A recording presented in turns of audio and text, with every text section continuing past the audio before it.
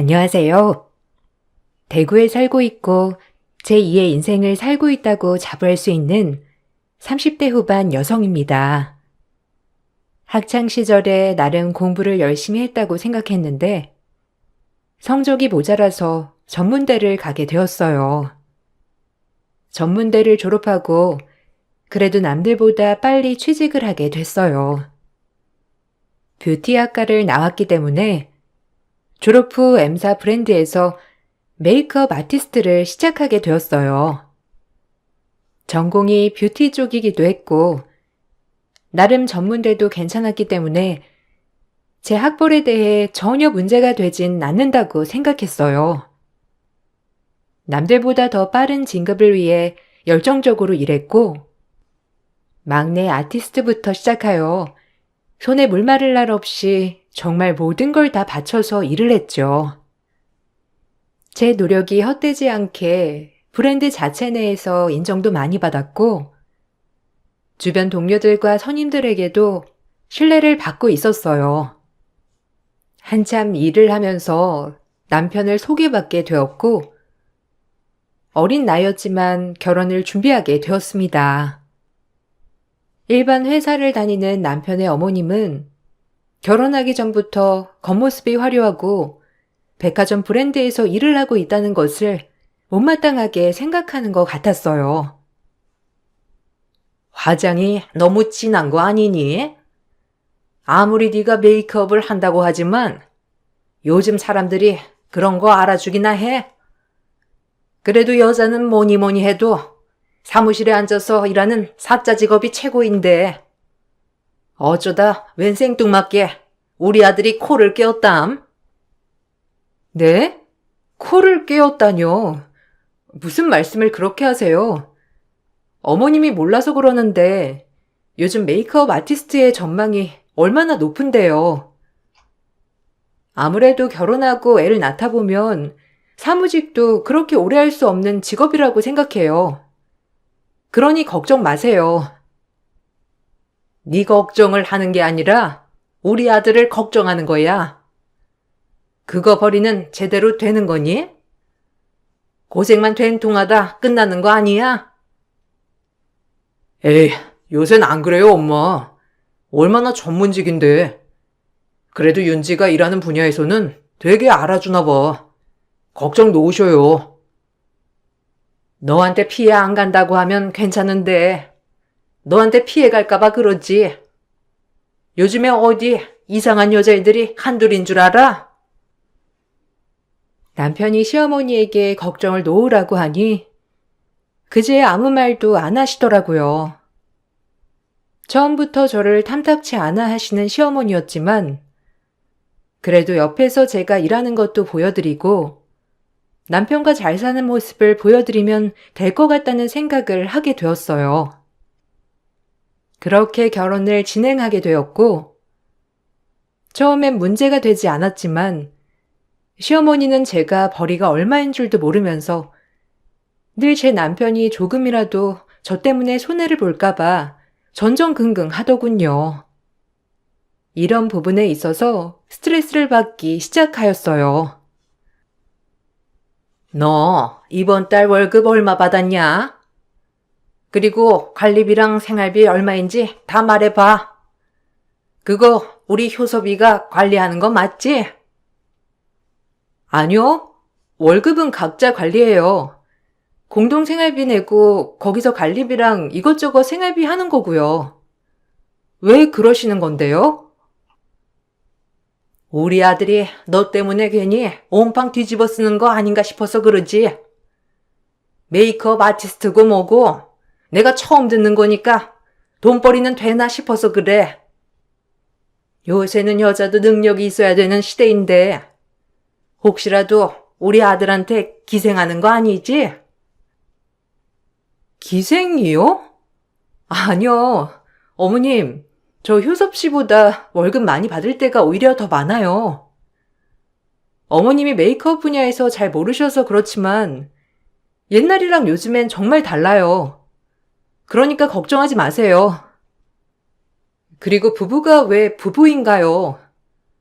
힘들면 서로 기대거나 의지할 수도 있는 거지. 어머님이 그렇게 얘기하니까 섭섭하네요. 이제 가족인데 저를 너무 남처럼 대하시는 것 같아서. 요새 하도 시집 온 것들이 많아서 그런다. 우리 아들 내가 그러려고 키운 것도 아닌데 말이야. 넌 아니라고 믿어. 내가 효섭이한테도 일러놨어. 결혼할 여자는 무조건 전문직 여성으로 데리고 오라고. 너도 전문직이라고 하는데 좀 걸리는구나. 어머님 말이 황당했고 제가 취집을 왔다는 식으로 얘기를 하는데 할 말이 없었어요. 그리고 가족끼리 좀 어려울 땐 의지도 할 수 있는 게 가족이라고 생각하는데 어떻게 제가 남편한테 기생한다는 말을 저렇게 쉽게 할 수 있을까 하는 섭섭함도 몰려왔죠. 제가 남편보다 월급이 조금 더 많은 적도 많다고 하자 그제야 어머님은 씁쓸하게도 안심을 하는 것 같은 미소를 지었어요. 어머님께는 제가 가족이 아니라 그저 남편의 등골을 빼먹는 기생충 같은 존재라고 여겨졌습니다. 속으로 늘 그렇게 귀한 아들 왜 장가를 보내서 그럼 나한테 이런 시련을 줄까라는 생각이 들었지만 그땐 결혼한 지 얼마 되지 않아 그냥 참았던 것 같아요. 어머님은 내 직업에 대해 진짜 무시하시는 것 같아. 아까도 내가 자기한테 치집 왔을까봐 걱정하시더라. 황당했어. 아니 근데 요즘 그런 여자들 많잖아. 엄마가 혹시나 해서 그러시는 거지 뭐. 옛날 분이시기도 하고. 아무리 네가 전문직이라고 해도 어른들은 사자 직업을 전문직으로 생각하지 메이크업 아티스트를 전문직으로 생각하시겠어?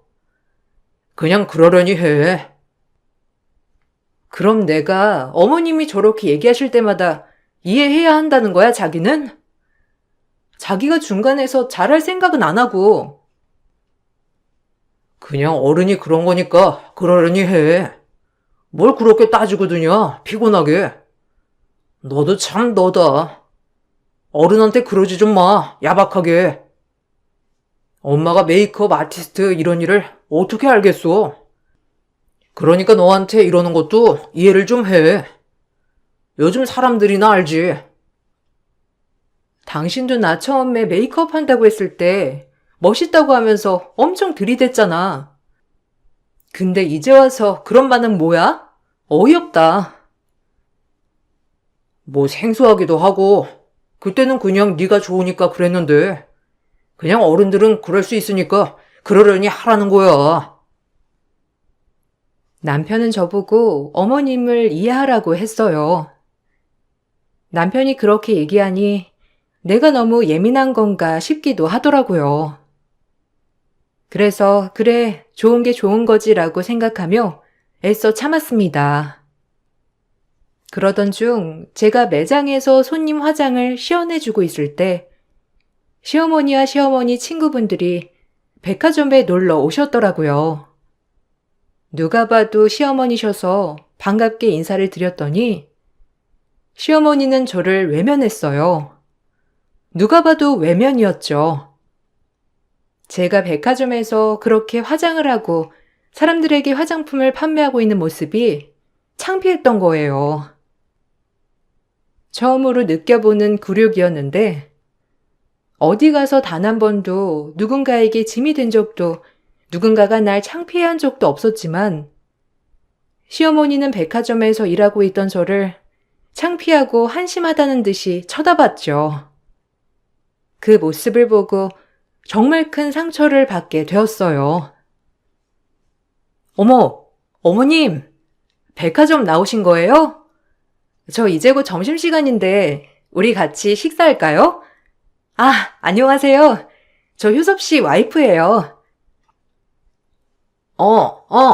우리 저쪽으로 가자. 아, 뭐하러 여기 1층에 돌아다녀? 우리가 갈 데가 2층 아니야? 아, 2층으로 가보자, 얼른. 아유, 어머, 얘가 왜 이래? 1층 매장들도 좀 구경하려고 했더니, 아, 왜 자꾸 제 쪽을 하는 거야? 아니, 근데 지금 인사하는 사람 네 며느리 아니니? 아, 왜 결혼식 때 봤잖아. 내가 얼굴 똑똑히 기억해. 어머, 여기서 일하는구나. 근데 왜 인사를 안 해? 너 네 며느리 못 봤니? 저런 일하면서 무슨 천문직이라고? 아유, 됐다니까. 돌아가면 되니까 그냥 2층으로 가자. 나 지금 골 아프다. 골 아파. 아유, 얘가 살 게 급하다고 했어. 아유, 그럼 우리 다음에 또 봐요. 아주 젊은 친구가 열심히 일하니까 너무 보기 좋네. 수고해요. 아, 네, 들어가세요. 다음에 오시면 제가 예쁘게 화장 한번 해드릴게요. 나중에 어머님이랑 천천히 구경할 겸 나오세요. 아유, 젊은 친구가 싹싹하고 예의도 바르지. 고마워요. 아유, 얘 좀 봐. 그만 좀 끌으라니까. 아유, 그럼 가볼게요. 수고해요. 시어머니는 절 창피해하셨지만 그래도 절 알아봐 주시는 시어머니 친구분께는 최대한 예의 있게 행동해야 할 것 같아 인사까지 깍듯이 하고 매장으로 돌아왔어요. 그럼에도 마음이 참 찝찝한 게 여간 풀리지 않았는데 어머님의 그 표정을 잊을 수 없었거든요. 누가 봐도 창피한 얼굴로 시어머니는 친구를 이끌고 2층으로 올라가셨고 마음이 많이 안 좋았어요. 오히려 친구분은 안 그러는데 어머님은 나한테 왜 그랬을까?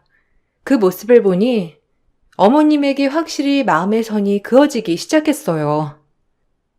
정녕 나를 창피해서 그런 걸까? 라는 마음이 들기 시작하니 별의별 생각이 다 들었죠. 그리고 그날 저녁에 시어머니는 저에게 전화를 하셨어요.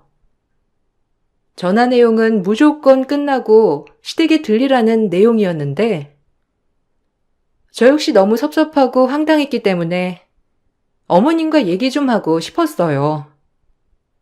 그렇게 끝나고 어머님네 들렀는데 어머님은 단단히 화가 나신 말투로 저를 앉혀놓고 하나둘 설교를 하기 시작했죠. 네가 아는 일이라는 게 사람들한테 화장품 파는 일이야? 무슨 아티스트다 뭐다 하면서 유명한 브랜드라더니 그렇게 물건 팔아서 네가 우리 아들한테 조금이라도 비해 안 줄 수 있겠어? 그게 옛날에 화장품 방판하던 사람들이랑 뭐가 다르니? 제가 하는 일이 뭐가 어때서요? 그리고 엄연히 메이크업 아티스트로 일을 하고 있고 어른들은 잘 모르는 브랜드여도 요즘 젊은 사람들 사이에선 절대 모를 수가 없는 브랜드예요. 그리고 제가 여길 들어가기 위해 부단히 노력한 건 사실이고요. 뭐가 문제라서 그렇게 저를 보고도 그냥 가신 거예요? 저도 정말 섭섭해요. 혹시 제가 창피하셨어요? 저도 묻고 싶어요, 어머니. 너 말 잘했다. 백화점에서 그렇게 화장 떡칠하고 남의 얼굴 만져주고 있는데 그럼 내 친구 앞에서 내가 뭐가 되니? 나 진짜 너 때문에 어이가 없어서. 일을 해도 어디서? 아휴. 내가 너한테 아주 단단히 속은 기분이야. 아티스트다 뭐다 이름만 붙여다가 그냥 그거 누구 시중 들어가면서 화장해주는 거 아니야? 너 그거 언제까지 하나 보자. 지금이라도 당장 그만두고 사무직 취직해. 그거 한다고 돈 어디 많이 벌겠어? 내 아들 등골이나 빼먹는 거지. 나 그런 걸 애초에 못 본다고 결혼할 때부터 말했어. 시어머니는 제 직업이 얼마 못 갈 직업이라고 장담을 하셨고 그로 인해 남편이 피해가 갈까봐 또 한 번 걱정을 하셨어요. 도저히 어머니를 이해시키기란 역부족이었는데 요즘 세상에 직업으로 이렇게 멸시를 당하니 정말 웃음이 나왔고 정말 뭘 모르시니까 할 말도 없었어요. 그렇게 그날 일은 해프닝으로 일단락이 되었고, 제 마음속의 상처로 자리 잡게 되었죠. 그러던 중 같이 일했던 선배 언니가 저에게 동업을 제안했어요. 언젠가 이 브랜드에서 나와 홀로 서기를 할 거라고 마음은 먹었지만 막상 친하게 지냈던 선배 언니가 동업을 제안하니 마음속에 있던 열정이 정말 끌어오르더군요. 그렇게 전 창업을 하기로 마음 먹었는데 언젠간 해야 한다고 생각했던 일이기에 주저하지 않았어요. 그리고 오히려 지금이 기회라고 생각이 번뜩 들더라고요. 뭐? 창업? 아, 지금 얼마나 불경기인데 창업을 하겠다는 거야. 그리고 당장에 그럼 수익은 어떻게? 열자마자 잘 되는 것도 아니고. 네가 하는 분야가 뭐 얼마나 가능성 있는 분야인 줄은 모르겠다만. 그래도 돈은 어떡할 거며 어쩔 건데? 걱정이다. 그동안 언젠가는 창업하려고 모아놓은 돈도 있고 대출 좀 받아서 하면 돼. 돈 걱정은 마. 그리고 당신이 몰라서 그러는데 요즘은 일반인들도 메이크업 받는 시대야. 꼭 연예인들만이 아니고 나 이 분야에서 성공할 수 있어. 그러니까 당신 돈 보태지 않을 거면 말리지만 말아줘. 어머님도 내가 백화점에서 일하는 거 보고 탐탁치 않아 하시더라. 그런 모습을 보니까 더 잘 되고 싶어.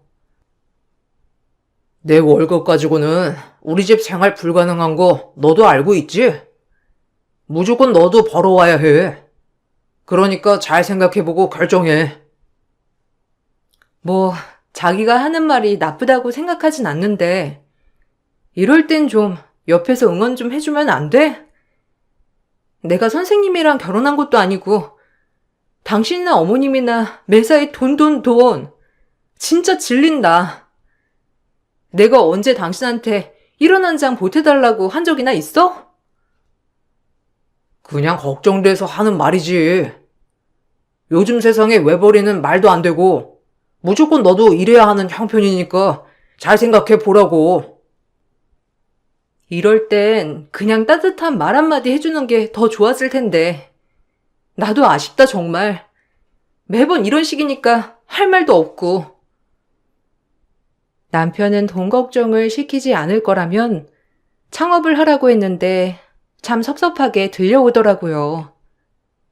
결혼 후 남편이 생겨서 가장 좋았던 점은 언제든 든든한 내 편이 생겨서 좋았던 점이었는데 시어머니 닮아 그놈의 돈 하는 꼴이 배기 싫어지더라고요. 이러려고 결혼했나? 이게 남이 아니면 뭔가 싶으면서 말이에요. 그리고 이 소식은 시어머니 귀에까지 들어갔고 역시나 시어머니는 혹시라도 본인 아들이 저에게 투자를 해줄까봐 노발대발하시며 화부터 내셨어요. 제일 제가 알아서 하는 거지만 주변에서 이렇게 손사래를 치니 시작도 하기 전에 김부터 새더군요. 그래도 제 의지를 꺾기란 불가능했지만 말이에요. 뭐야? 창업? 아니, 너 회사에서 잘 나간다며. 그런데 왜 창업을 하려고 드냐? 네가 봐도 네가 다니는 회사가 좀 아니지? 그럼 안전하게 사무직 격리나 이런 쪽으로 이직해. 요새 그런 직장 들어가면 웬만하게 애도 낳고 일도 꾸준히 하더라. 요즘 세상에 무조건 둘이 벌어야 한다. 너 애라도 낳아봐. 우리 효섭이가 얼마나 고생하겠어? 내가 그러라고 아들 낳은 줄 아니? 아니요, 어머니. 저 잘할 자신 있어요. 그리고 창업은 오래된 제 꿈이기도 하고요. 그러니까 말리지 말아주세요. 그냥 응원해주세요. 응원은 무슨? 너 지금 그런 거 하면서 일 벌려놓고 그러면 우리 아들이 얼마나 뒤치다꺼리 할 게 생기겠어? 막말로 내 아들 돈 한 푼 안 들어간다는 보장 있어? 내가 우리 아들이 여자한테 돈 투자하라고 이렇게 뼈 빠지게 키운 줄 아니? 너도 아들 낳아봐. 그이 돈 안 받을 거고 그이도 저한테 투자할 돈 없으니까 걱정 놓으세요. 제 돈으로 하는 거예요. 그러니까 안심하시고요. 네 돈이 우리 효섭이 돈이지. 그런 돈 있으면 나중에 효섭이 뭐라도 하나 할 때 투자라도 해. 남자가 잘 돼야 집안이 사는 거야. 억지세요. 효섭 씨 돈은 한 푼이라도 저한테 오는 게 싫으시면서 제 돈을 왜 효섭 씨한테 투자하라고 하세요? 그건 아니죠. 넌 여자고 우리 아들은 남자잖아. 남자가 잘 돼야지. 나중에 봐라. 끝까지 먹여 살리는 게 누군지. 여자들은 등골이나 빼먹는 거야. 말도 안 되는 걸로 억지를 부리는 어머님을 보니 또다시 머리가 지끈지끈 아파지기 시작했어요. 본인의 어머님이 말도 안 되는 소리를 하는 것도 모자라서 남편은 거기에 대한 대꾸가 전혀 없었는데 그야말로 저와 어머님의 독대였습니다. 결혼을 해서 제 인생이 엄청 달라졌다고 생각하진 않았지만 이 부분에 있어 결혼을 한 것이 후회가 되더라고요. 왜 내 앞길을 그렇게 막는 사람이 많아졌을까 하는 마음 말이에요.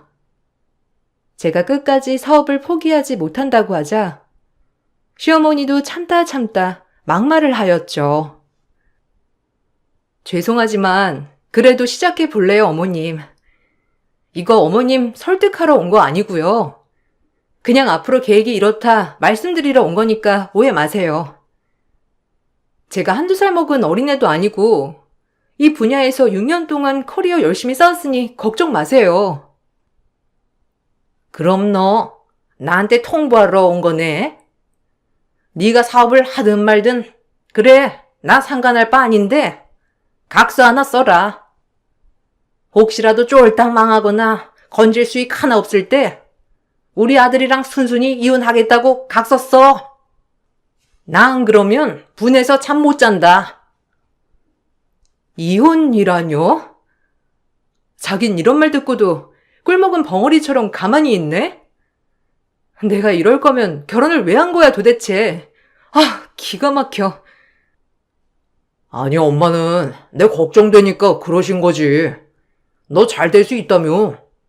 그냥 각서 하나 쓰는 게 뭐가 그렇게 어렵다고 그래?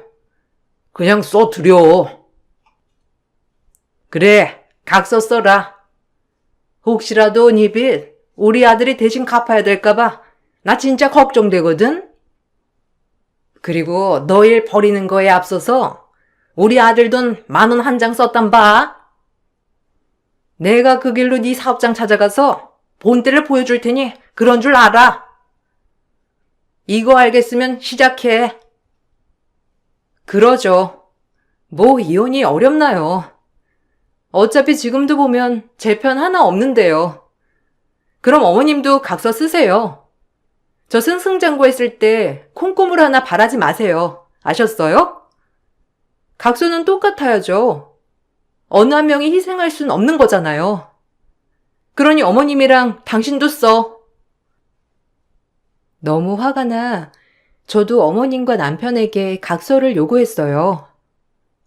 어머님과 남편은 비아냥대며 각서를 순순히 써주더라고요. 오히려 제가 망한다는 쪽으로 생각을 하여서 그런지 순순히 척척 썼어요. 아무리 요즘이 옛날이랑 참 다르다고 하지만 어떻게 이럴 수가 있는지 정말 의아했습니다. 결혼 전 내가 알던 남편이 맞나 싶을 정도로 남편은 뼛속까지 어머님화된 사람이었죠. 그렇게 6년 만에 사직하고 창업한다 하니 노발대발하며 손사래를 치던 어머님과 남편을 멀리하고 전 선배와 사업을 시작했어요. 첫 술에 배부를 순 없지만 저희는 그럼에도 불구하고 일반인들에게 메이크업 특강, 결혼할 신랑 신부 메이크업을 시작하며 자리를 잡아갔어요.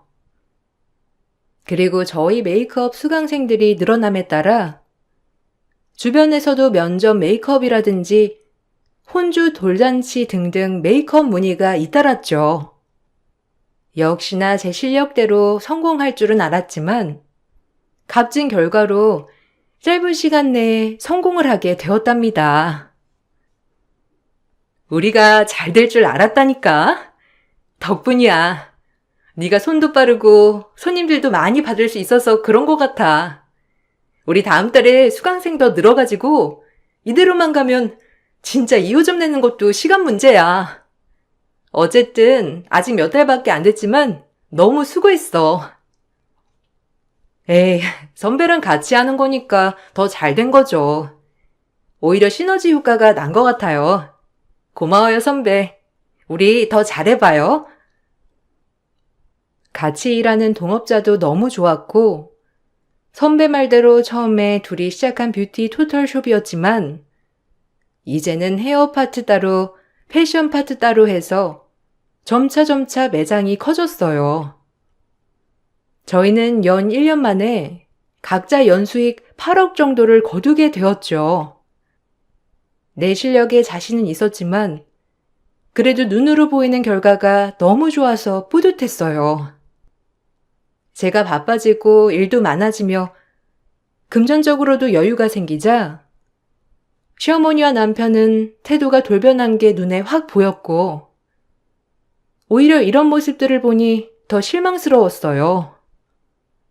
성공한 며느리만 인간 취급해주는 것 같아 심란했거든요. 그리고 어이없게도 그들은 이제 대놓고 저에게 물질적인 것을 바라기 시작했습니다. 너 그 정도로 잘 나가는 거 내 노력도 있는 거 아니야? 너 늦게 올 때마다 나 혼자 밥 차려 먹고 내가 무슨 결혼을 한 건지 혼자 사는 건지 나한테 잘해야지 그러니까. 매일 내가 혼자 저녁 챙겨 먹는 것도 일인데 다 네가 늦어서 그런 거잖아. 무슨 말이 하고 싶은 거야? 나 일하는데 자기가 뭐 하나 보탬된 거 없잖아. 응원을 해준 것도 아니고 뭘 원해서 그래? 아무래도 엄마 요새 관절도 안 좋고 한데 안마기 하나 사드리면 어떨까 하는데 너 바쁘단 핑계로 엄마한테 서운하잖아. 내가 나가서 일하는데 어머님이랑 당신 뭐 하나 달가워하며 응원해 준 적 있어? 지금 갑자기 이러는 이유가 뭔데? 부부끼리 꼭 그래야겠어? 그건 너 걱정돼서 말린 거였지. 너 잘못되라고 했겠냐? 이번 엄마 생신 때 안마기 해드리고 싶으니까 협조해. 돈은 네가 더 잘 벌잖아. 그 정도 여유 되는 거 아니까 준비 좀 해줘. 엄마 은근 기대하고 계시니까. 당신이 벌어서 해줘야지. 난 며느리일 뿐이고 어머님 맨날 말씀하시잖아. 난 남이라고. 그러니까 당신이 알아서 준비해. 남편 말에 코웃음이 나왔고 전 묵살해 버렸어요. 내가 누구 좋으라고 안마기까지 대령해야 하나 싶었고 사업을 시작 전에도 제 모습을 창피하던 시어머니 그리고 사업을 하면서도 절대 손 벌리지 말라고 본인 아들 돈 1원도 못 쓰게 할 거라고 으름장을 놓은 시어머니를 생각하면 정말 저 역시도 단돈 1원도 쓰고 싶지 않았어요. 그렇게 시어머니 생신이 돌아왔고 전 어머님 생신 선물로 30만 원의 현금을 준비하여 드렸습니다. 제 선물을 받고 시어머니는 안색이 급격히 어두워지며 화를 내더라고요. 솔직히 30만 원도 정말 큰 인심을 쓴 것이었거든요. 시어머니는 결혼할 때부터 지금까지 저에게 10원 한 장 쓰신 분이 아니었어요. 받아서가 맛이 아니라 저조차 무시하는 사람인데 이런 사람에게 30만 원도 전 가분하다고 생각했기 때문이에요. 꼴랑 30? 너 지금 장난치니? 내가 너 얼마 버는지 다 아는데 지금 나한테 이런 푼돈 주는 거야? 너 날 시엠이라고 생각은 하는 거냐? 너 이런 식으로 우리 아들도 무시하고 있지? 그게 아니고서야 나한테 이럴 리가 없잖아. 너 같은 애 처음 본다.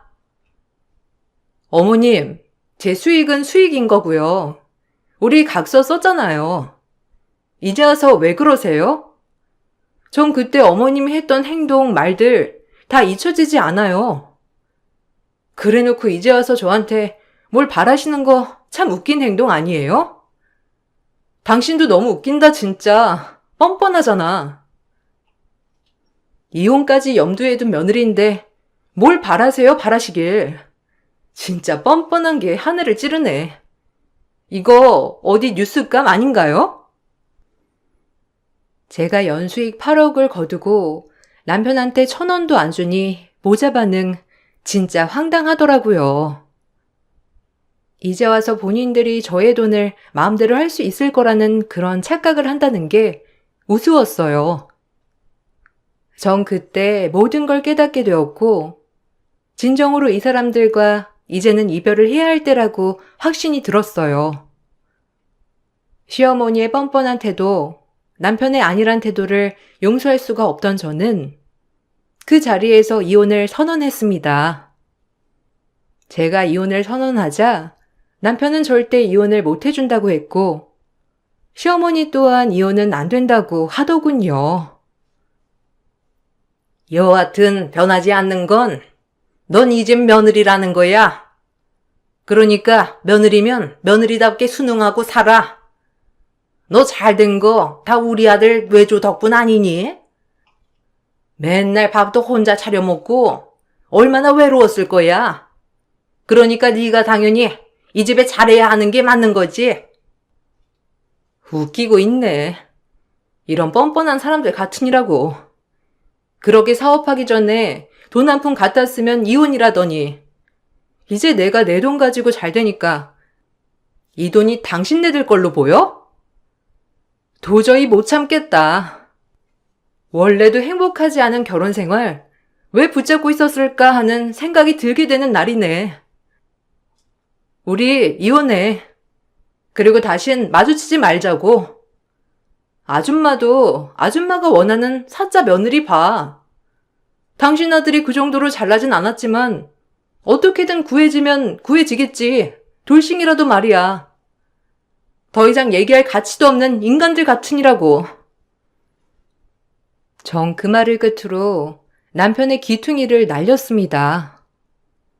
그동안 절 보호해주고 응원해줘도 모자란 남편이 늘 시어머니 편에 서서 저를 힘들게 한 것도 모자라 이제 와서 제 돈을 본인들 돈인 양 생각하는 게 너무 화가 났거든요.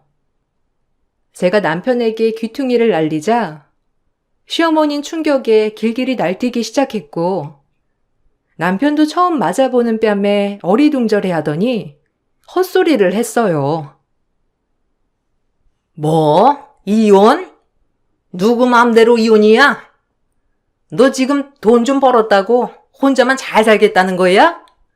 절대 안 되지 그건. 어딜 빠져나가? 남의 집 귀한 아들 감히 뺨을 올려붙여? 이혼도 안 되고 너 당장 무릎 꿇고 우리 아들한테 사과해. 계집년이 어디서 손을 대? 더 당하고 싶으면 말해. 더 날려줄게. 아주 보자 하니까 날 보자기로 봤지? 가만 안 둬. 당신 날리려다 참은 거니까 입 조심해. 아, 기가 막혀. 너 원래 이렇게 무식한 애였냐? 그동안 이런 무식한 본능 숨기고 있던 거였어? 진짜 소름 돋는다. 그리고 이제 혼자 잘 살겠다고 지금 이혼한다는 거야? 절대 안 돼. 이혼 같은 소리 안 해. 내가 순순히 해줄 것 같아? 절대 안 해줘. 내 눈앞에 부귀영화가 펼쳐지려고 하는데 내가 누구 좋으라고 이혼을 해줘? 절대 안 해주지. 이혼 생각 있거든 위자료 내놔야 할 거야. 꼴값들 싸고 있네. 둘 다 정신머리가 어떻게 된 게 분명해. 이제 와서 내 돈을 본인들 돈처럼 쓰겠다는 못된 심보 절대 못 보지. 전 너무 어처구니가 없었고 결국엔 이혼을 위해 소송을 걸어야 했습니다. 끝까지 이혼을 못 해주겠다는 남편에게 결국 전 소송을 걸 수밖에 없었고 그 전에 시어머니의 들었던 무시와 거짓말까지 증거로 제출을 했고 제가 사업 전 쓴 각서까지 증거 자료로 제출했어요. 이 각서를 제가 혹시 몰라 변호사 공증까지 받아놓은 상태였는데 이게 정말 큰 빛을 발했어요. 결혼 전 시어머니가 쓰라고 한 각서 자체가 망했을 때 이혼을 하라는 것이었기 때문에 법원에선 이 자료 자체가 저희 이혼을 염두에 두고 있다는 걸 빌미로 들고 오히려 쉽게 이혼이 성사될 수 있었다고 했죠. 남편은 어디서 들었는지 이혼을 할 거면 재산 분할까지 해달라며 요구를 했지만 정말 웃기게도 제가 시작한 사업자의 대표자명은 선배 언니의 이름으로 되어 있었기 때문에 학원에 대한 지분 즉 이 부분에 있어 재산 분할할 건더기는 없었어요. 정말 얼마나 다행이던지 그동안 제가 받은 무시와 멸시, 각서까지 증거로 채택되어 이혼 소송은 마무리가 되었습니다. 함께 살고 있던 집도 전세였고 전세보증금 또한 남편과 저의 돈 반반이었기에 이 부분에 있어서는 깔끔히 5대5로 나누게 되어 있었죠. 일이 끝나고 저희는 이혼을 하게 되었고 남편은 저에게 단 한 푼도 받지 못하게 되었어요. 법정을 나와서 한다는 소리가 웃음이 빵 터지더라고요. 네가 이렇게 잘 될 줄 알았으면 진작 응원해주고 잘해줄걸. 난 엄마 말만 듣고 미안했다. 그리고 잘 살아. 너만 연락 없이 지내면 잘 살 거야. 엄마 말만 들어서 이렇게 된 게 아니라 네 천성부터가 넌 너네 엄마랑 똑같았던 거야. 정상이었으면 너희 엄마한테 뭐라고 했겠지. 안 그러니? 이제 와서 착한 척 우아 떨지 마. 이미 너한테 모든 실망 다 했으니까. 그래도 너 처음에 사랑한 건 사실이었어. 그냥 엄마가 절대 여자한테 돈 뜯기면 안 된다고 해가지고 그랬던 거야.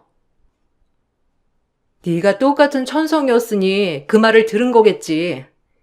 나한테 피해자 코스프레 하지 마. 어쨌든 너도 똑같은 인간이니까. 남편은 아무 말도 없었어요.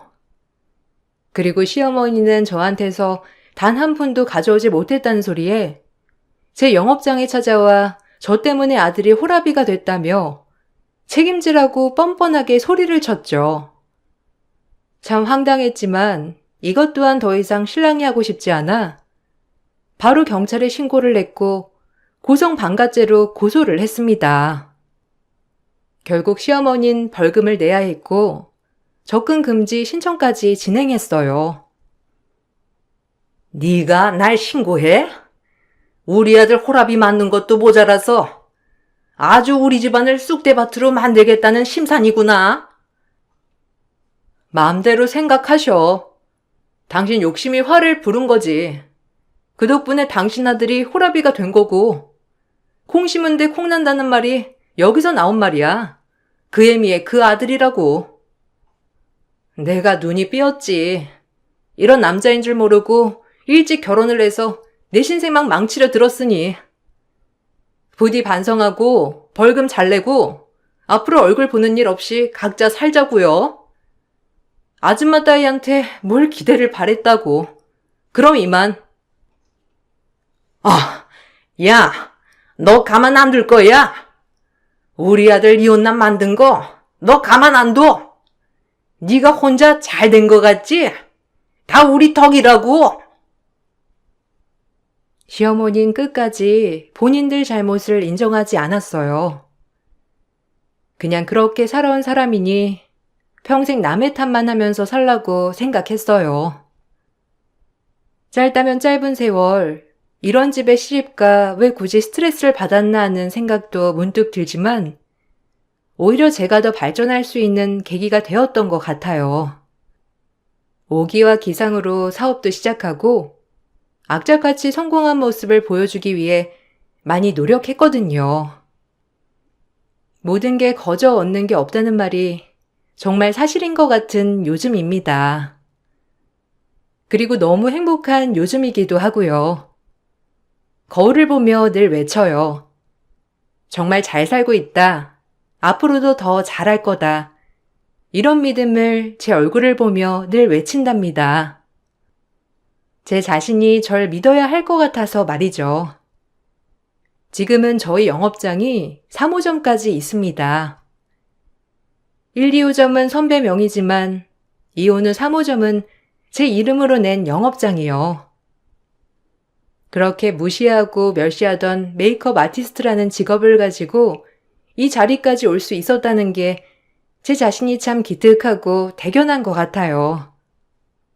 이 글을 쓰면서 또 한 번 느끼게 되는 건데 앞으로도 현실에 안주하지 말고 더더욱 진취적으로 살아야겠다고 다짐을 해 봅니다.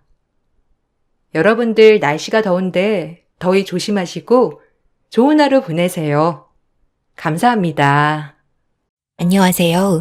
제가 여기에 사연을 올리게 된 이유는 여러분들에게 위로를 받고 싶어 글을 적어보고자 합니다. 저는 44살이며 결혼한 지 10년 되었습니다. 남편은 48살입니다. 그리고 12살, 9살 딸 둘 있습니다. 쓰디쓴 아픈 기억 때문에 매일 술로 지새우던 남편, 막내딸의 말 한마디 때문에 술 안 먹은 지 지금 1년이 되었네요. 그럼 2년 전에 있었던 저희 가족의 사연을 시작해 보도록 하겠습니다. 저희 집과 시댁집은 걸어서 10분 거리에 있습니다. 그리고 친정집은 차로 40분은 가야 하는 거리입니다. 그러다 보니 아이들은 자연스럽게 시댁에 많이 놀러를 갔었고 걸어서 10분 거리이기 때문에 큰딸이 동생 잘 데리고 다니면서 할머니 집 다녀온다며 학교 끝나면 둘이 시댁집에 가 있었습니다. 그리곤 저녁에 남편 퇴근하면 항상 데리고 오는 시기였죠. 가끔 남편이 야근하는 경우에는 제가 데리러 갑니다. 매일 어머님 집에 가서는 할머니와 같이 노는 게 좋다며 자고 간다고 생떼 부린 적도 한두 번이 아니었고 그럴 때마다 저는 할머니 할아버지 힘드니까 쉬어야 한다면서 힘들게 데리고 오곤 했네요. 어머님께서는 살 날 얼마 남지도 않았는데 아이들 한 번이라도 더 보면 좋다면서 아침에 학교 같이 가주겠다면서 가끔 저를 집으로 돌려보내기도 했습니다. 이 정도로 어머님께서는 저희 아이들을 너무 사랑해 주셨습니다. 저는 그런 부분에 조금 질투 아닌 질투도 했었고 남편은 저런 것도 한때라면서 머리 크면 친구들이랑 놀기 바쁘다면서 같이 함께 할 수 있을 때 최대한 같이 있게 해주는 게 좋을 거라고 저에게 질투하지 말라면서 놀려댔네요. 시댁과의 사이가 좋으니 주변 분들께서도 부럽다며 자기 시어머니는 아주 못 잡아먹어서 안달이라면서 학교 등교까지 해주는 저희 어머님을 같은 학교 학부모 분들께서 부러워해 주셨습니다. 저도 그런 부분에 있어서 어깨가 올라가면서 어머님 자랑을 많이 하곤 했네요. 하지만 지금은 우리 아이들과 함께 놀아주지 못하게 되었습니다. 비가 주룩주룩 내리고 번개가 치던 날 할머니가 해주신 김치 부침개가 먹고 싶다면서 아침부터 난리를 치는 아이들 때문에 비가 많이 오고 있으니 내일 가라고 저는 타일렀고 심통이 나서는 바로 큰딸이 어머님께 전화를 하더니 보고 싶다고 난리를 치길래 어머님께서 저희 집에 비바람을 다 맞으시며 오셨습니다. 온몸이 다 젖은 상태에서 웃으면서 아이들을 안아줬고 저에게 준 물건은 김치 부침개를 하려고 만든 재료였습니다. 그거 그냥 재료 섞어서 부치기만 하면 되니까 아이들 간식으로 줘라. 그거 먹고 싶다고 난리도 아니던데 내가 안 올 수 있겠니? 우리 이쁜 아가들 보려면 이 정도쯤이야 아무것도 아니다. 어머님 그래도 비 많이 오는데 비 그치고 오시지. 그리고 이런 건 저도 만들 수 있는데 힘들게 만들어 오셨어요.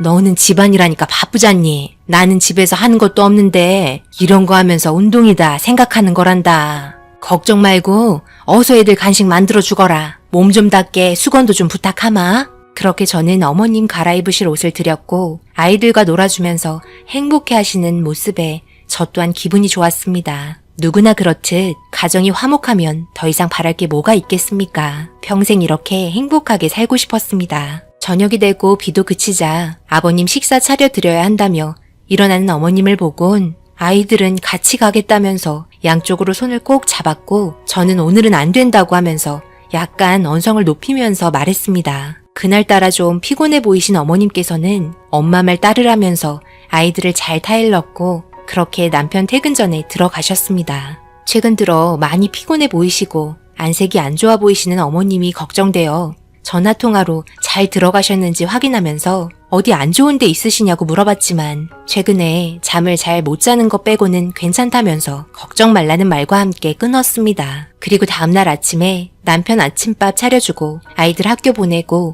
밀린 집안일을 끝내고 장을 보려고 집을 나섰습니다. 구루마를 끌며 동네 마트에 들어서려 하는데 반대편에서 어머님을 받고 들어가신 곳은 사진관이었습니다. 사진관에는 무슨 일로 들어가시는 거지? 생각하며 가보려고 하는 찰나 마트에서 타임세일을 외치기 시작했고 저 또한 아끼며 사는 주부이기 때문에 아줌마들 사이를 비집고 들어가 괜찮은 과일과 야채를 득템해 모두 카트에 넣었습니다. 그리고 장을 보고 구루마에 물건을 넣은 다음 사진관을 가보니 어머님께서는 벌써 다른 곳으로 가셨는지 보이지 않았고 그렇게 저는 나중에 통화해봐야겠다 생각하며 집으로 들어가고 있었습니다. 그리고 현관에 도착을 하고 비밀번호를 누르려고 하는데 도어록에 피가 묻어 있었고 그걸 본 저는 경악하며 놀라 안절부절 못하고 있었습니다.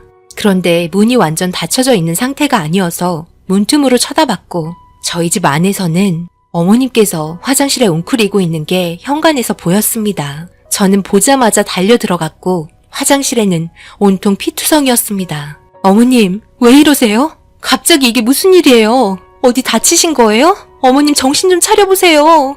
뭘 그리 호들갑이냐? 그냥 피곤해서 그런 거니 너무 신경 쓰지 말거라. 너희 집 비밀번호 함부로 누르고 들어와서 미안하구나. 잠시 너희 집에서 누워있다 가야겠다. 남는 여벌옷 좀 줄 수 있겠니? 봉지도 좀 주거라. 셰미 옷 챙겨가야 되니까. 어머님, 아무래도 병원에 가봐야 할 것 같아요. 일단 남편에게 전화할게요. 예, 그러지 말래도 괜찮다니까. 뭘 그렇게 난리냐? 빨리 옷 좀 줘라. 눕고 싶구나. 그렇게 어머님께서 다그치시자 저는 어쩔 수 없이 갈아입을 옷을 드렸고 검은 봉지에 어머님의 옷을 넣어드렸습니다. 힘들게 일어나셔서는 작은 방에 누우셔서 미동조차 없이 가만히 계셨고 저는 너무 많은 생각과 동시에 걱정이 돼서 옆에서 자리를 지키고 있었습니다. 그리고 1시간 정도 돼서 힘겹게 몸을 일으켜 세우시더니 저에게 하는 말에 눈물을 흘리고 말았습니다. 어미야, 내가 미안하구나. 이런 모습이나 보이고 나이가 먹으니 이제 정말 갈 때가 된 것 같구나. 그게 무슨 말이세요? 가긴 어딜 간다고 하시는 거예요? 당장 병원 가서 치료받아요. 제발요. 살 날 얼마나 남았다고 그러냐. 병원 가서 좋아질 거 하나 없다. 그렇지 않아도 네 시아버지랑 저번에 갔다 왔다. 그래요? 병원에서는 뭐라고 하는데요? 큰 병이래요? 다녀오셨으면 치료를 받으셔야죠. 병원에서는 이미 늦었다고 하더라고. 위암 말기란다. 마음의 준비하라고 하더구나. 그래서 아까 사진관도 다녀왔다. 다음 주에 나온다던데 잘 나왔으면 좋겠네. 뭐라고요? 위암 말기라고요? 그런데 왜 이런 얘기를 이제야 하는 건데요?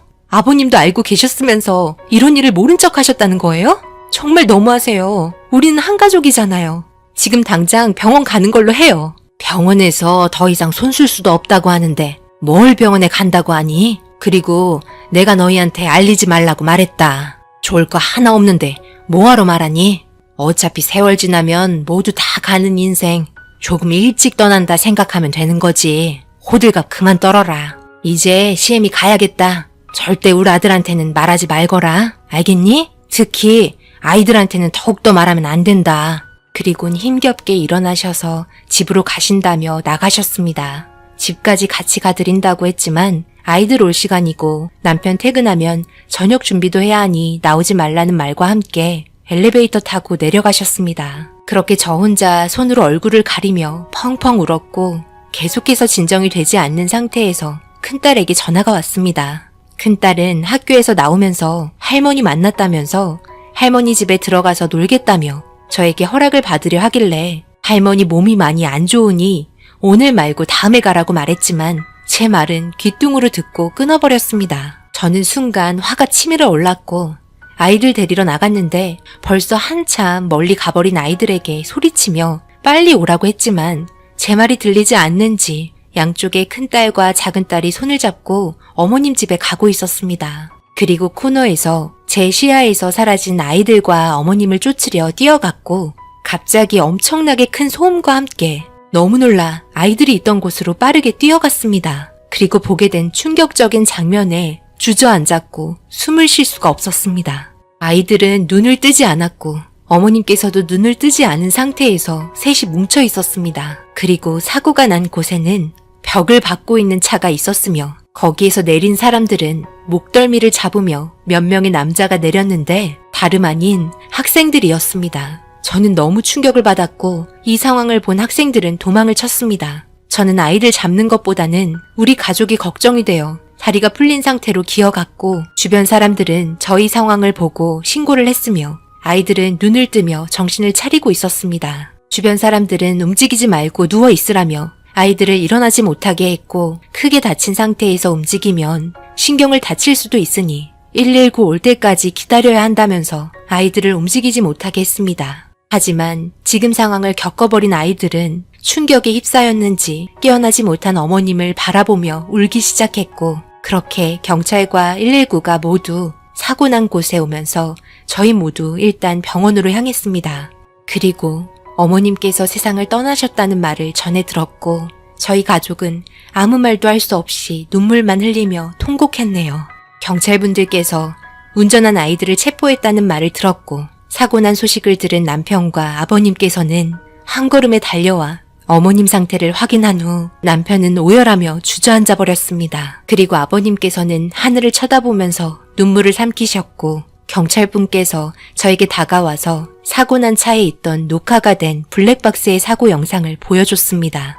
어머님께서는 달려오는 차를 보곤 아이들을 끌어안으셨고 그렇게 뒤에서 들이받은 차로 인해 튕겨져 나가면서까지 손을 놓지 않고 아이들을 붙잡고 있던 블랙박스 영상에 정신을 차릴 수 없을 정도로 땅을 치며 눈물을 흘렸습니다. 사고를 낸 아이들은 학생이라는 명분 때문에 제대로 된 처벌을 받을 수 없었고 그저 부모님들만 오셔서는 죄송하다는 말뿐이었습니다. 그렇게 갑작스럽게 세상을 떠나버리신 어머님 때문에 남편은 매일같이 술을 마시며 영정사진을 끌어안은 채 거의 인생을 포기한 사람처럼 지내게 되었습니다. 아버님께서도 매일같이 술을 마셨고 이런 모습을 보며 아이들 또한 정신적으로 많이 힘들어 보였습니다. 그런데 당시 8살이었던 막내딸이 남편에게 할머니가 하늘에서 이런 모습 보면 좋아하지 않으실 거라고 우리 이렇게 그냥 놔두면 할머니 슬퍼할 거라는 말을 하면서 남편은 딸의 한마디 말에 아빠가 미안하다면서 아이들을 끌어안으며 그때 이후로 술을 입에도 대지 않게 되었네요. 지금은 어느 정도 정신적으로 모두 회복이 된 상태이지만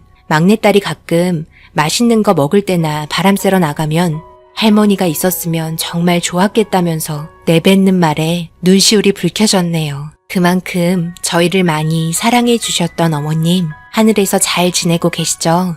그동안 제가 잘 못해드려서 정말 죄송해요. 그리고 우리 아이들 지켜주셔서 정말 감사해요. 지금 아이들은 아픈 곳 없이 잘 크고 있어요. 모두 어머님 덕분이에요. 아낌없이 사랑 주셔서 이렇게 바르게 잘 크고 있네요. 아버님은 걱정하지 마세요. 지금은 저희랑 함께 지내고 있어요. 언제나 저희의 나무가 되어주신 어머님, 그동안 저희 가족에게 아낌없이 사랑 주셔서 정말 감사했습니다. 이제는 하늘에서 편히 쉬세요. 사랑합니다. 안녕하세요. 이번에 제가 겪게 된 충격적인 일로 인해 결국 며느리의 얼굴을 보고 살 수 없어 답답한 마음에 익명으로 사연을 신청해 볼까 합니다. 저희 아들이 며느리를 죽자 사자 쫓아다니면서 겨우 결혼까지 하게 되었는데요. 그런 아들의 모습을 보니 예전에 남편이 저를 쫓아다녔던 기억이 나면서 둘이 앞으로 잘 살기를 바라는 마음에 남편이 세상을 떠나고 남겨둔 재산 절반을 아들에게 결혼 선물로 물려주었습니다.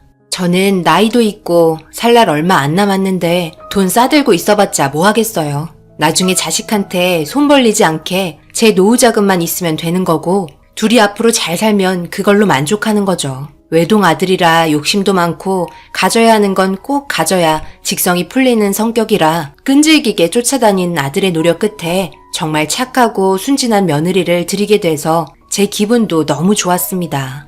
살림도 어찌나 잘하던지 그동안 살면서 익혔던 노하우를 며느리는 거의 다 알고 있었네요. 아들 만나기 전에 공부도 잘했고 좋은 직장에서 여자치고 꽤 높은 월급 받으며 주변 사람들에게 인정받으며 살아왔던 여자였습니다. 하지만 좋을 것만 같았던 둘의 결혼 생활에도 알게 모르게 분위기에 변화가 오는 걸 직감할 수 있었는데요. 어느 순간부터 아들을 대하는 며느리의 행동이 상당히 싸늘하고 많은 불만을 가지고 있는 것 같아 대화를 시도하면서 풀어나갈 수 있는 건 도와주면 좋을 것 같아 아들이 없는 시간에 며느리를 따로 불러 마음속에 담아둔 감정을 꺼낼 수 있는 자리를 마련했습니다. 요즘 별일 없는 거지? 자주 오는 건 아니다만 내가 지금 느끼는 게 맞다면 최근 들어 둘의 사이에 문제가 좀 있는 것 같은데 나한테 말해줄 수 있겠니? 그래도 혼자 끙끙 앓고 있는 것보다 문제점이 있다면 대화로 풀어나가면서 해결책을 찾는 것도 괜찮은 방법 같은데 부담 갖지 말고 우리는 이제 가족이잖니. 솔직하게 한번 털어놔 보렴. 어머님, 항상 이렇게 신경 써주시니 정말 감사해요. 제가 감정을 잘 숨기지 못하는 성격이라 어머님께 괜한 걱정 끼쳐드린 것 같아 죄송스럽네요. 어머님께서 생각하시는 거 맞아요. 최근 들어 저희 부부 문제가 좀 있어요. 그이가 요즘 들어 좀 달라진 경향이 있는 것 같아요. 저와 대화조차 하기 싫어하고 부쩍 짜증도 많이 늘었어요. 무슨 말만 해도 화부터 내기 시작하면서 제가 이제는 지겹다고 한 공간에 있는 것조차 싫다고 하네요. 뭐라고? 우리 아들이 그랬다고? 이런 죽일 놈을 봤나? 이런 일이 있으면 나한테 빨리 말을 했어야지. 언제부터 그런 건데? 내 이놈을 가만두지 않을 거다. 죽어라 쫓아다닐 때는 언제고? 몇 년 함께 살았다고 벌써부터 그런 말을 한단 말이야? 그리고 요즘에 각방 써요. 부부는 죽어라 싸워도 한 이불 덮고 자야 한다잖아요. 그런데 안방에 절대로 들어오지 못하게 해요. 각방 쓴 지 6개월 정도 된 것 같아요. 저희는 그냥 동거인일 뿐이에요. 서류상으로만 부부인 거지 연애하는 연인들보다 못한 삶을 살고 있다고요. 제가 그이에게 이런 대우 받으려고 결혼 결심한 것도 아닌데 어떻게 저한테 이럴 수 있는 건지 너무 가슴 아파요, 어머님. 제가 부족한 점이 있다면 말을 해달라고 하니까 하나부터 열까지 행동하는 모든 게 다 부족하대요.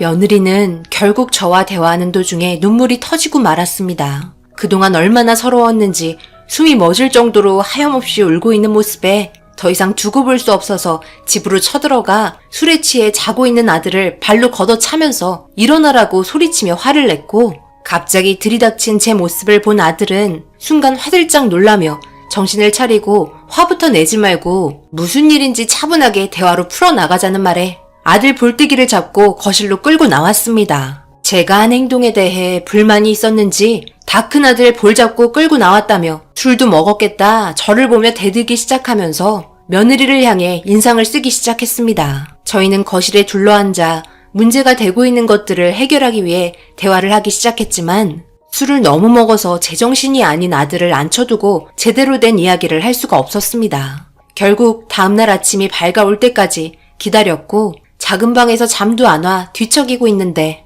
며느리는 새벽같이 주방에 나와 못난 아들놈 해장국 만들어주고 있었네요. 그 모습을 보고 있으니 얼마나 가슴이 찢어지는지 세상 편안하게 두 발 뻗고 자고 있는 아들의 얼굴을 보고 있으니 다시 한번 화가 치밀어 올랐고 화장실에서 대야에 물 한 가득 담은 다음 잠 좀 깨라고 얼굴에 들이부어줬습니다. 찬물이 얼굴로 떨어지니 엄청나게 놀라서는 저를 향해 소리를 질렀고 다시 한번 아들의 귀때기를 잡고 거실로 끌고 나왔습니다. 너는 지금 잠이 오니? 네가 우리 착한 며느리에게 감히 마음에 상처를 줘? 그럴 거면 왜 쫓아다녀서 한 사람의 인생을 망치는 거냐? 내가 결혼은 신중하게 해야 한다고 수십 번, 수백 번 말하지 않았니? 몇 년 잘 사는 것 같더구먼. 5년도 안 돼서 벌써 부부 사이에 금이가? 도대체 뭐가 문제인 거야? 내가 오늘 해결을 못 보면 절대 집에 가지 않을 거니 그런 줄 알아라. 너희들 출근할 생각도 하지 마라. 회사 일보다 한평생 함께 살아야 할 부부 일이 더 중요한 법이다. 아이씨, 엄마가 뭘 한다고 지금 제 앞에서 큰 소리 치시는 거예요? 민영이한테 뭘 어떻게 들었는지 모르겠지만 쟤랑 저는 서로 안 맞아요. 성격 자체가 너무 다르다고요. 맨날 쉬지 않고 잔소리를 하지 않나? 양말을 뒤집어 벗으라고 하질 않나? 양복도 똑바로 걸어놓으라고 하고, 청소기 돌려달라고 하고, 설거지 해달라고 하고, 뭐가 이리 해달라는 게 많은 건지? 저는 집안의 가장이고, 쟤보다 돈도 더 많이 벌고 있는데, 집에 와서까지 내가 집안일을 해야 하는 거예요? 대접을 해주기는커녕 이것저것 시켜먹고 있으니 너무 화딱지가 난다고요. 저는 집안의 머리이자 기둥인데 그런 저에게 이 시켜먹는 건 잘못된 거죠. 그리고 이런 말 하기 좀 그렇지만 밤궁합도 잘 안 맞아요. 얼마나 답답하게 굴던지. 며느리가 보는 앞에서 제 얼굴이 붉어졌고 고개도 들지 못할 정도로 정말 많이 창피했습니다. 그동안 정말 열심히 잘 키웠다고 생각했던 아들이 말하고 행동하는 것들은 모두 제 잘못으로 돌아오게 되었네요. 쉬지 않고 사소한 거 하나까지 불만을 토해내는 아들을 계속해서 보고 있자니 더 이상 참기 힘들어 결국 아들 얼굴에 손이 올라가 버렸습니다. 아침부터 화내고 싶지 않아 좋게 해결하려 했지만 아들의 무책임한 말들 더 이상 듣고 싶지 않아 다 큰 아들 훈육했네요. 어렸을 때 혼난 적 외에는 한 번도 혼나본 적 없었던 아들은 상처를 크게 받았는지 아무 말 없이 인사도 안 하고 현관문을 쾅 닫고 나가버렸습니다. 온몸이 덜덜 떨리는 걸 진정시키기 위해 큰 숨을 몇 번이나 들이마시고 내쉬길 반복하면서 방바닥만 보고 있었네요. 차마 며느리의 얼굴을 볼 수가 없었습니다. 이런 제 마음을 알고 있는지 저에게 다가와 제 손을 잡아주면서 죄송하다며 저희가 잘하겠다고 울고 있었습니다. 그런 모습이 너무 불쌍해 보여 이혼하고 그냥 새 출발하는 게 어떻겠냐고 말하니 자기가 더 노력해서 잘 지내보겠다며 많이 부족한 모습 보여드려 제 얼굴을 볼 면목이 없다고 되려 자기를 더 낮추고 있었습니다. 너무 감정적으로만 몰아간 것 같아 아들 퇴근하고 들어오면 술 한잔 하면서 서로의 감정들을 좋게 해결했으면 하는 마음에 오래간만에 아들이 좋아하는 음식들을 하기 위해 장을 보러 나갔습니다. 며느리도 늦게나마 회사에 출근을 했고 정리가 덜 된 아들 집을 청소 후 음식 준비를 끝내고 숨 좀 돌리고 있으니 며느리가 먼저 퇴근을 했고 양팔 걷어붙이며 도와주겠다는 말에 옷부터 갈아입고 나오라고 했네요. 그렇게 한참 동안 아들을 기다리고 있는데 집에 올 시간이 지났는데도 오지 않아 며느리가 전화를 걸었고 계속해서 받지 않자 제가 전화를 걸어봤습니다. 하지만 아들은 끝까지 전화를 받지 않더니 나중에는 아예 전화기를 꺼놓고 연락을 할 수 있는 수단을 차단해버리면서 저와 며느리의 감정을 또 한 번 건들기 시작했네요. 그런데 문제가 점점 심각해지고 있었습니다. 다음날까지 집에 안 들어오더니 그 다음날도 3일이 지나고 일주일이 지나 한 달이 지날 때까지 집에 들어오지 않았습니다. 당연히 회사에도 연락은 해봤죠. 그런데 회사에도 출근을 하지 않고 있다며 걱정을 하고 있었습니다. 너무나 무책임한 행동에 화가 머리끝까지 차올랐지만 방법이 없었습니다. 그렇게 아들이 실종된 지 6개월이 넘어가고 있었네요. 돈 나올 구멍이 없는데 지금까지 아무런 연락 없이 어디서 무얼 하고 있는지 알 수 없어 너무 답답하기만 했습니다. 그런데 문제는 여기서 끝이 난 게 아니었네요. 며느리까지 실종이 되어버려 상황은 더욱더 심각하게 변하고 말았습니다. 남편을 찾을 때까지 집에 돌아오지 않겠다고 메모장에 간단한 말을 적어둔 채 떠나고 말았네요. 며느리의 행동이 위험해질 수도 있을 거라 생각해 이 문제를 경찰에 신고를 했고 제가 할 수 있는 건 연락이 오기만을 기다리는 것뿐이었네요. 둘 다 전화도 안 받으니 정말 답답할 노릇이었죠. 그러던 중 경찰이 며느리의 마지막 행선지를 알아냈고 마산으로 향했다는 걸 듣게 되었습니다. 많고 많은 지역 중에 왜 마산인지 이해할 수 없었지만 일단 마산으로 향했습니다. 막상 도착하고 나니 어디서부터 시작을 해야 할지 전혀 감이 잡히지 않아 주변을 서성이고 있는데 그때 마침 며느리가 길 건너편에서 택시를 잡고 올라타는 모습을 보게 되었습니다. 몇 달 만에 얼굴을 보게 된 거라 그런지 많이 수척해 보였고 며느리를 놓칠세라 빠르게 택시를 잡아 뒤따라갔습니다. 그런데 뒤늦게 쫓아가는 바람에 결국 놓치게 되면서 택시를 타고 한참 동안 돌아다니고 있는데 멀리에서 연기가 올라오기 시작했네요. 혹시나 하는 마음에 택시기사에게 연기가 나는 곳에서 내려달라고 한 후 근처에 도착하니 꽤 큰 화재가 났는지 사람들이 대피하고 있길래 택시에서 내려 아수라장이 된 곳을 보고 있는데 며느리가 충격적인 모습으로 건물에서 빠져나와 도망을 치고 있었습니다. 맨몸으로 도망을 치길래 빠르게 며느리를 쫓아가며 큰 소리로 불렀습니다. 제 목소리를 들었는지 뒤를 돌아보더니 그 자리에서 털썩 주저앉고 오열하기 시작했네요. 급한 대로 제가 입고 있던 긴 가디건을 벗어 몸에 걸쳐 주었고 택시가 있는 곳으로 천천히 걸어가고 있는데 며느리의 한마디에 걸음이 멈추고 말았습니다. 아들이 불타고 있는 건물에 있다며 술에 많이 취해 데리고 나오지 못했다는 충격적인 말을 꺼내기 시작했습니다. 저희는 빠르게 불이 나는 곳으로 향했고 일단 며느리를 택시에 태웠습니다. 그런데 술에 취해 비틀거리며 힘겹게 걸어 나오고 있는 사람이 있어 연기에 숨을 쉬기 힘들어 입을 막고 걸어 나오는 남자를 보니 거의 1년 동안 연락이 되지 않은 아들이 모습을 드러냈습니다. 정말 충격이었죠.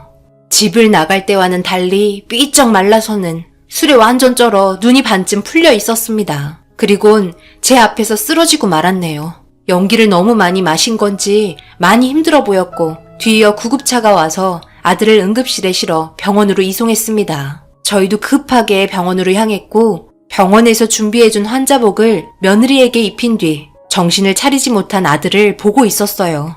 어떻게 된 거냐며 진정을 찾은 며느리에게 상황을 물어보니 정말 충격적인 말을 듣게 되었네요. 이 상황이 어떻게 된 건지 설명을 좀 해줄 수 있겠니? 어떻게 같은 건물에서 나오게 된 거니? 그리고 저놈이 여기에 있다는 건 또 어떻게 알게 된 거야? 내가 얼마나 걱정을 많이 했는지 아니? 그래도 연락은 돼야 도와주던 할 거 아니니? 걱정 끼쳐드려서 죄송해요, 어머님. 하지만 남편이 계속해서 장소를 옮기는 바람에 찾기가 쉽지 않았어요. 어머님께서 주신 통장 있잖아요. 저희가 잘 살았으면 좋겠다며 주셨잖아요. 그 통장을 가지고 갔더라고요. 전혀 생각하지 못했었어요. 그래도 인터넷 뱅킹으로 연결을 해놔서 어느 지역에서 인출을 했는지 알 수가 있어 남편을 쫓아다니기 시작했죠. 그런데 정확한 위치를 확인하기 힘들어 정말 힘들었는데 오늘 여기에서 발견을 하게 되었던 거예요.